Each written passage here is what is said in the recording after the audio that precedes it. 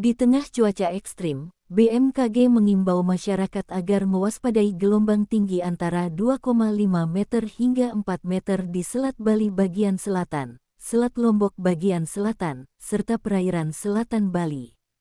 Hal ini berisiko terhadap keselamatan pelayaran. Bila kecepatan angin mencapai 15 knot dan tinggi gelombang mencapai 1,25 meter, perahu nelayan harap waspada. Sedangkan untuk kapal tongkang, mesti waspada jika kecepatan angin mencapai 16 knot dan tinggi gelombang mencapai 1,5 meter, serta kapal feri harus waspada bila kecepatan angin mencapai 21 knot dan tinggi gelombang mencapai 2,5 meter. Sedangkan tinggi gelombang antara 1,25 meter hingga 2,5 meter berpeluang terjadi di Selat Badung. Khusus pola angin di wilayah perairan utara Bali umumnya bergerak dari arah tenggara barat daya dengan kecepatan berkisar 4 knot hingga 20 knot.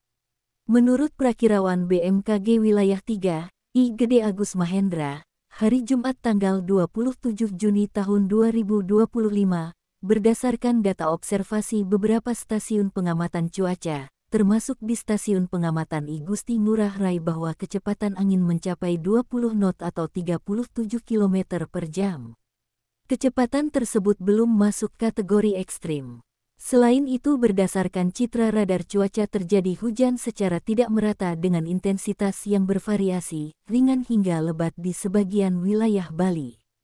Hal ini disebabkan Madden-Julian Oscillation atau MJO berada pada fase 4 berkontribusi terhadap pembentukan awan hujan. Juga terjadi belokan angin dan konvergensi di sekitar wilayah Bali sehingga membuat potensi pertumbuhan awan konvektif. Selain itu anomali suhu permukaan laut mencapai 2 derajat Celcius di sekitar perairan Bali sehingga meningkatkan potensi penguapan di wilayah Pulau Dewata.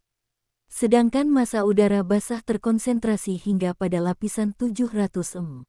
Hal tersebut dapat memicu terbentuknya awan konvektif, serta memicu terjadinya peningkatan kecepatan angin hingga terjadi hujan. Hal ini masih dapat terjadi hingga beberapa hari ke depan. BMKG mengimbau masyarakat, nelayan, dan pelaku kegiatan wisata bahari dan warga yang mandi di pantai, supaya mewaspadai potensi hujan yang dapat disertai petir atau kilat dan angin kencang di sebagian besar wilayah Bali. Selain itu potensi tinggi gelombang yang dapat mencapai 2 meter atau lebih di Selat Bali bagian selatan, Selat Badung, Selat Lombok bagian selatan, dan perairan selatan Bali serta agar selalu memperbaharui informasi BMKG khususnya peringatan dini cuaca. Sedangkan pada hari Sabtu tanggal 28 Juni tahun 2025, cuaca di wilayah Kota Denpasar, khususnya, berawan pada pagi hingga siang, namun belum turun hujan.